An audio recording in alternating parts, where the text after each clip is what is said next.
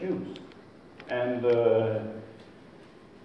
I looked at all the stuff that we have done, and I thought this would be a nice step on a long, long journey that started a long time ago. Once upon a time in a little country called Denmark, usually known for ugly ducklings and mermaids. Something called, let's skip one step, something called Navigator came along. And in Navigator you could actually program in a language called AL. At that point it's not called CAL, it's called AL. And things evolved, and 11 years later or so on, Navision was the name, because Navigator turned out that there was a lot of other software called Navigator, so you could not call anything Navigator, you have to come up with a new name, so that became Navision. And in 2001, Navision 2.6E, I think was perhaps the G version, but that was the version that were in style at that point. That was the good version. And in Denmark, what we did is a piece of software for banks, and banks love to get your background information, get your credit rating, get your latest accounting numbers and statements and all that good stuff. So there are companies that supply that kind of information, and this is a small lesson in Danish, because this company at that point were known as Købmandsstandens Oplysningsbureau, meaning the trade association's information bureau thingy. And they keep a huge database of all companies in Denmark who works there, what's their accounting numbers, and who's their public accountant, and the bank connection, and when do they pay their bills, and tons of information. And our customers wanted a module to interface and get all this data inside their Navision solution. So we made that. And it got certified for Navision. This is way before CSMD and all that good stuff. Navision, pre-Microsoft, had its own certification program. That's actually where the whole thing about get custom number series, that started in that period. And this is in Danish. I couldn't find anything in English about it, but basically it said that, hey, Navision has certified this. It ran in the classic client, of course. You could do a search for eFocus. Our company, in this case, we got 3 replies: eFocus Denmark, eFocus Holding, and eFocus International. All good. Apparently you could not call eFocus International, they do not have a phone number. But so this thing lived. This was before, the only way you could extend Navision 2.6 was with OCX controllers. And OCX controllers had that little quirk that you needed to install it on every client, which was a pain. So basically what we did, and this is before safety craze and anything like that. So we created a small executable, and just to be fancy, I don't know why, we chose to rename it from .exe into .kob, just an exe file. We imported it into a blob field, and whenever we needed to communicate, we would export that exe out to the temporary folder and run it. And before that, we write some parameters down, and after we run it, we read the output file from the temp folder. That's the way you did it in 2001. It worked great, it was ultra fast and very reliable. At some point, the RTC came along, and this module, because customer needed it, so we gave it, okay, we need to get it running in the RTC, so we used the transformation tool and made a few touch-up on the outputted pages. Not really that much. Some of them are still very, very ugly, but apparently the ugly ones are the ones the customer doesn't use anyway, so it was okay. It lived on. That communication piece, of course, needed to be changed because, hey, now the logic is running on the service tier and security and multiple users and stuff like that. So, but it was easy. We took the web client class in .NET and used that instead. We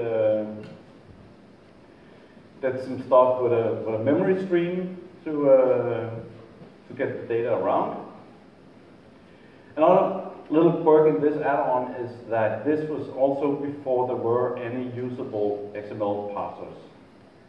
So what we do now, what we did now with the classical client was to use the MS SQL 3 or 6, whatever version, and parse XML that way. So in this one we didn't have that, so we wrote our own crazy XML parsers directly in CL. Whatever works. It's still there. And then we had a single data port that would import some setup data, and since data port didn't exist and this setup data never changed, like there were some field criteria and stuff like that, we just converted the content of that file. Actually not XML, sorry, it was a comma separated file that the data port read. So we converted that into a piece of code. Because it was just set up data, so we might as well have a piece of code than a text file with the data in. And we call a piece of code and all the setup data gets generated. So the add-on was now on RTC and customers were happy, it worked great. And this is basically the same thing as you saw before. I search for eFocus and I find the 3 companies. Nothing has really changed.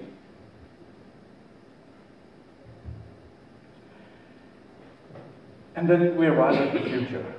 Because this, I thought, okay, this module is 97 objects. And it's containable. Due to the way that Navision, back in 2001, they looked at how many objects do you use, and based on that we'll price how much our cut are of the add-on and all sorts of crazy rules. So we just used, there's only tables, pages, and at that point it was forms, table, pages, and reports. That's it.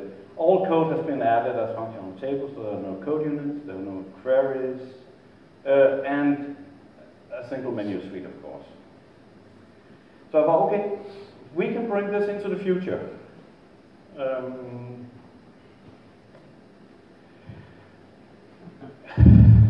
And let's just fire up the old Visual Studio Code. Oh, it's already there. So this is where the demo goes wrong, because I have modified one of the source files, and now I'm saving that modification, so I have no idea what I did. So remember to ask me, hey Eric, what about that modification? So Visual Studio Code is just a standard editor. You have seen it multiple times already during this conference. I just want to touch upon one thing, the word extensions, because this is a bit confusing, because an extension is a lot of things. So in here, we have a area of Visual Studio called extensions. Oh great, that's where I do my map development now. No, it's not. This is extensions to VS Code. So you extend VS Code with an extension from Microsoft to be able to write an extension from that. Make sense? So whenever you see the word extension in here, it's probably a VS Code extension. It has nothing to do with the nav stuff. And you can see that I have 3 extensions installed in my VS Code right now. I have the AL language extension from Microsoft. I have a GitHub extension from GitHub to be able to do source integration directly to GitHub. So there's a local Git built into this code, and you can then connect that Git to GitHub or Visual Studio Online, whatever it's called these days, or Bitbucket, or there's tons of them. The last extension I have installed that was due to something else, but that's a Markdown preview. So if you write documentation in Markdown, you can get a nice preview pane of that. So this is my extension, my extensions of VS Code. Otherwise, it's just plain VS Code. If you do some of the other stuff here, like Freddy's Docker talks or workshop, you can meet the Docker extension for VS Code also, so you can access Docker from there. So there's tons of them, and there's even several people who are writing different extensions to extend what we already have, from linters to extra snippets to different stuff. So this is the way that you configure your development environment. So basically the only thing Microsoft requires is the AL language, and they're happy. Whatever else you put on, that's up to you. My feeling is that it will only increase the amount of stuff that will help us do development here.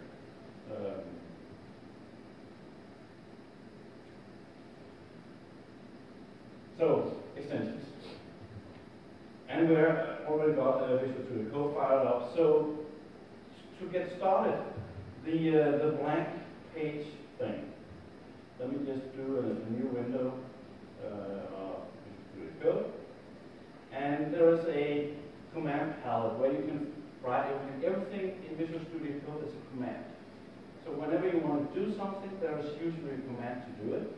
Lots of the commands have shortcut keys, and the one I'm going to use now is the one that's on the top. Is the AL Go exclamation point, the chili version. And you could press L plus A and L plus L to get the same function also. I'll use my mouse. And you point to an empty folder. And you get a bar that is just one bar.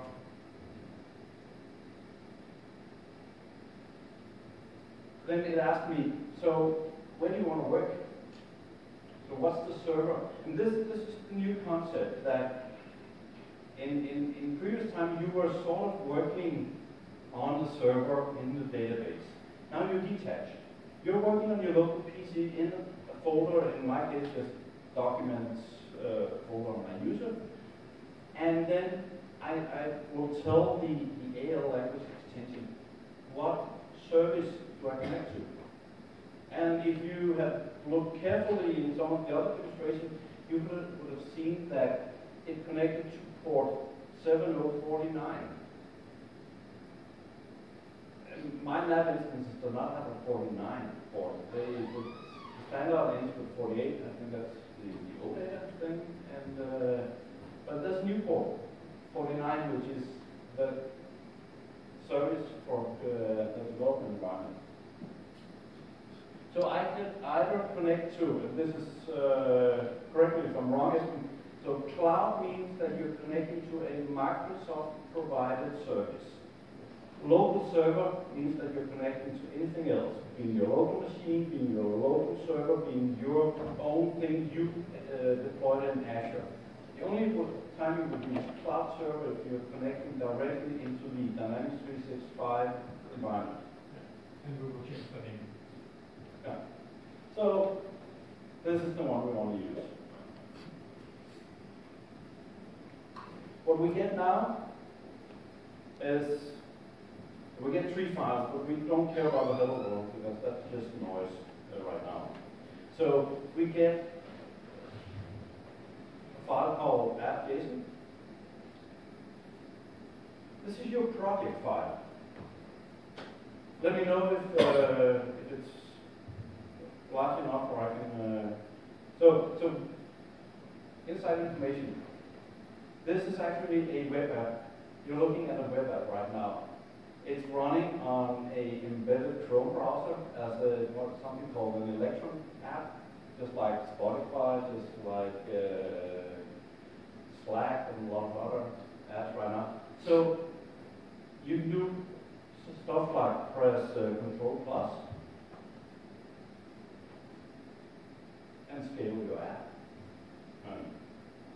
Actually also Control minus to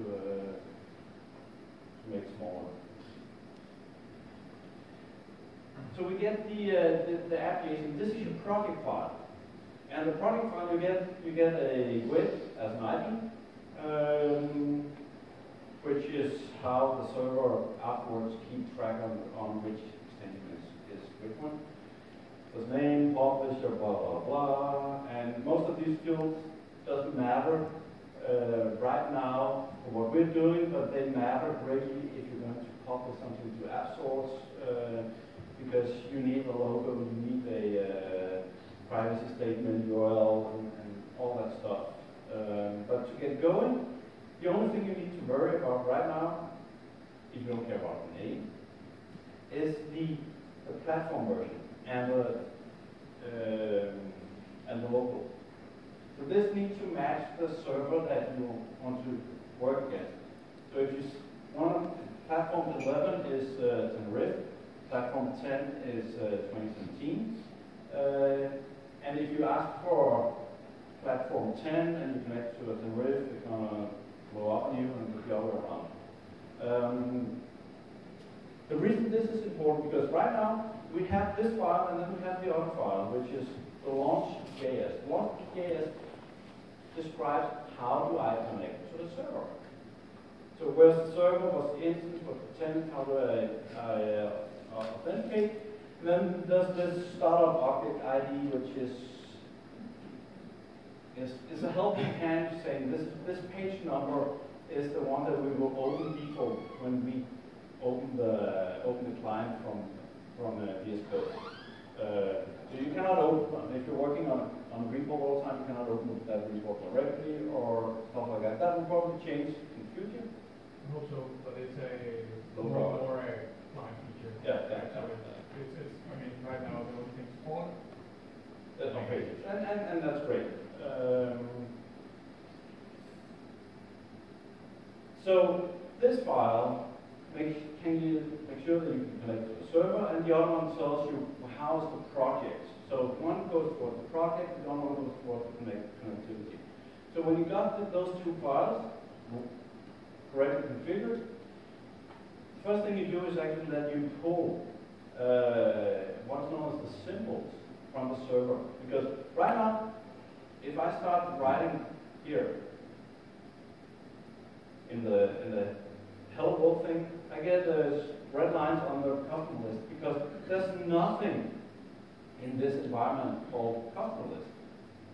Because right now I have 3 files on my desk, and none of those files define a customer list. But if I connect to a server, I can then use the function that says download symbols.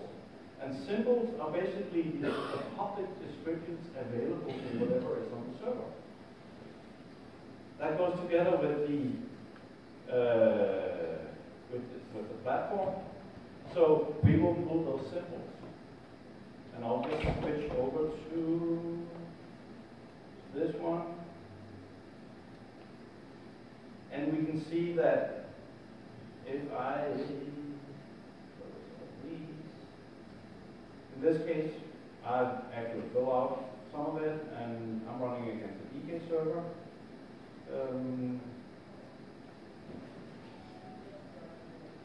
I can see now that so I have pulled two class symbols. I've pulled the base system symbols, so that's the 20-something tables at the end, and then I have pulled the DK application. So now I'm ready. I have a project defined, I have a connection to a server, and I know information about the server. So I know there's a customer table, I know there's a customer list page, and so on. So we're ready to proceed. So what's actually the process now? So I already know stuff. So I have defined a four-step process saying that, okay, I need to export something from my old version, and I need to convert that to AL. Then I need to handle stuff that is missing, and then at least I need to think about it. Then I know I need to handle .NET variables. Remember that I introduced the .NET to handle the communication instead of the crazy communication component. I used the web client and I used the memory stream. So I need to handle that.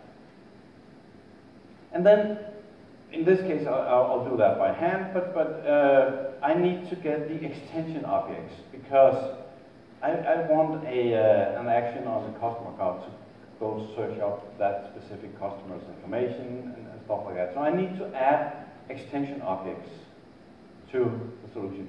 So OLAP, we have a page object type. Now we have page and page extension object types.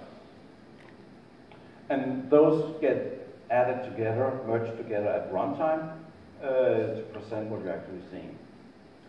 So, and I broke my my VM where I ran the text to AL tool. So I'll just walk you through the steps here because, yeah, funny stuff.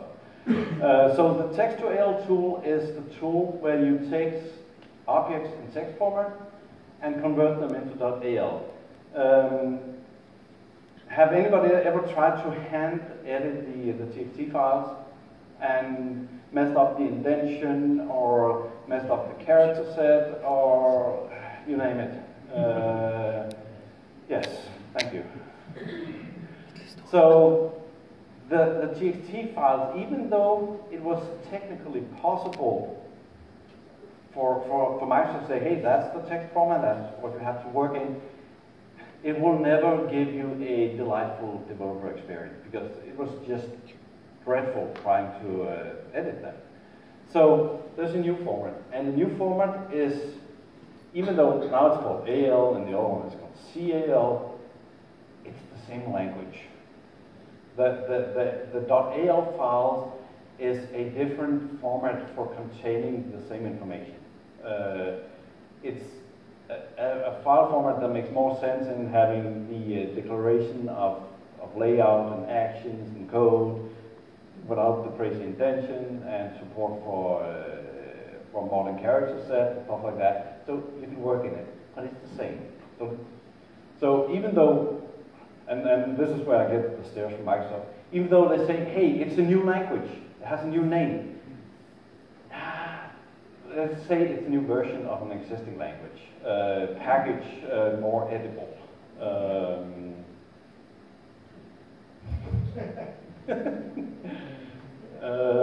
But anyway, the text-to-AL tool is what you need to use to convert it from A to B. And it's very helpful. You need to supply a source path, you need to supply a target path, and you can ask the tool to rename, because let's face it, having an object called tab18.txt and then having 200 of them, you can't remember the numbers anyway. So the tool will rename your files to something readable, because when you need to open them in an editor, it's very nice to actually be able to see the name. Another important part here is that the .al files, even though it's sort of promoted as you put one object in one file. There's no definition that's necessary. You can put 10 objects in one file, you can put 100 objects in one file. It really doesn't matter, so you can organize your code differently than the way we were used to. So I'll just walk you through this because my machine blew up. So the first thing you do is that there is a new feature to the SQL.exe called export to new syntax.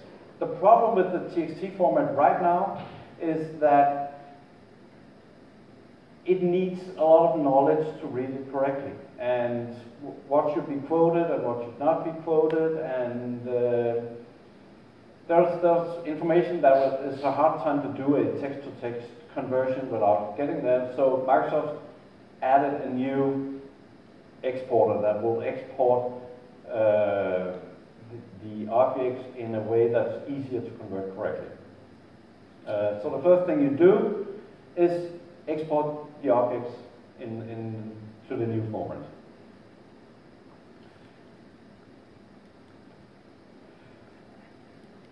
Okay, and this is actually the complete. Let's skip that one just to go to step 5. You can do Delta files and then it will create extension things for you, but we'll just keep it very simple. So you export and then you run the TXT to AL converter tool, and that will output .al files.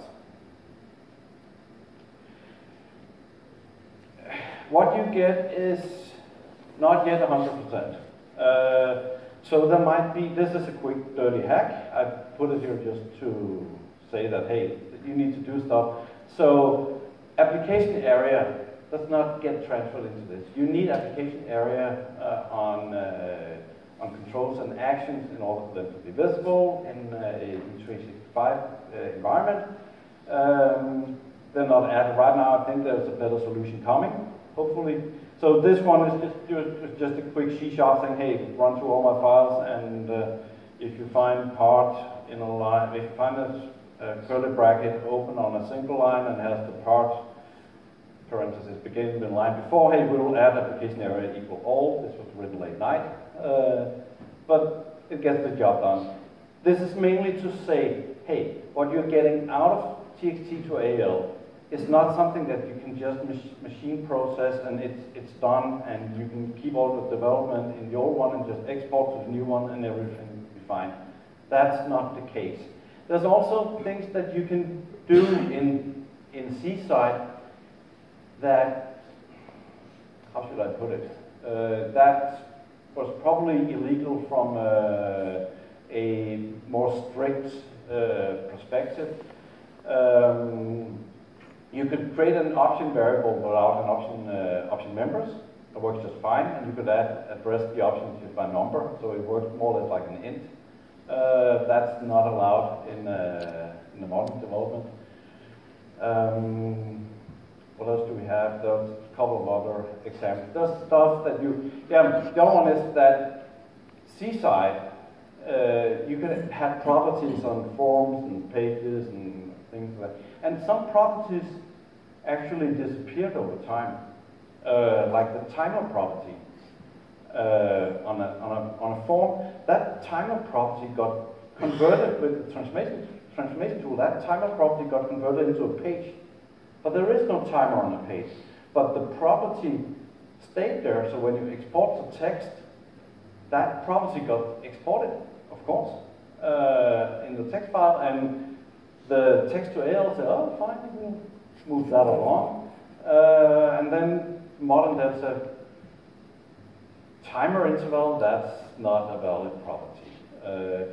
And so you'll need stuff like that. And of course that could be fixed so it won't happen again the next time you do it. But the message right now, and I will not put a percentage on, but what you get needs to be cleaned up. You need to be handled in different ways before you can use it.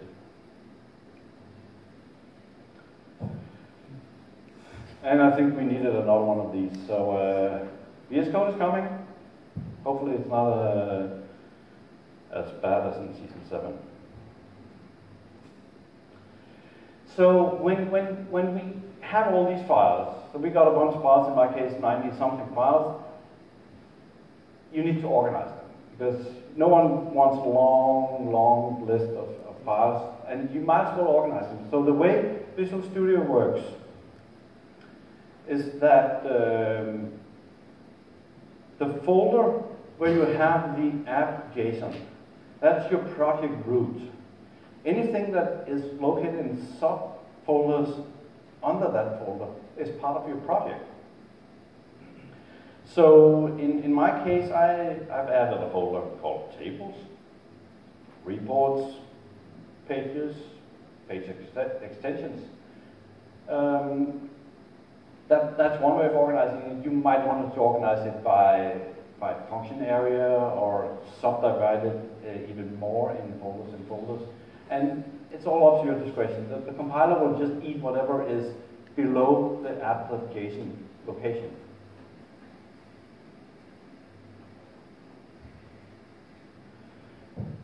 So in our little task list, we got stuff exported. We have it in Visual Studio. So now we need to look at the missing object type. This was a fairly easy thing. So the only thing that's really missing here, menu suites. Because I have a menu suite with a bunch of actions in, and at present there are no menu suites in modern dev. Something will come to replace them, so we get stuff into search and it might be connected to profiles or not. Maybe, yeah. Something will come. Still working with the client to figure out. So there is a Danish joke, and I'll give it to you, and then you can say, oh, don't tell us Danish joke, because we have no content here. But there is a Danish joke about a good solution will come tomorrow, which was the Danish Prime Minister at some point saying about a very, very unpopular thing about removing cars from Copenhagen or something like that. And she said, a good solution will come tomorrow. And that's what I'm saying about menu suites. A good solution will come. It will not be menu suite. Menu suites are, have anybody ever edited a menu suite by hand? Was it a nice experience? No. So a better solution for that, please. Anyway, so I need to replace menu suite somehow.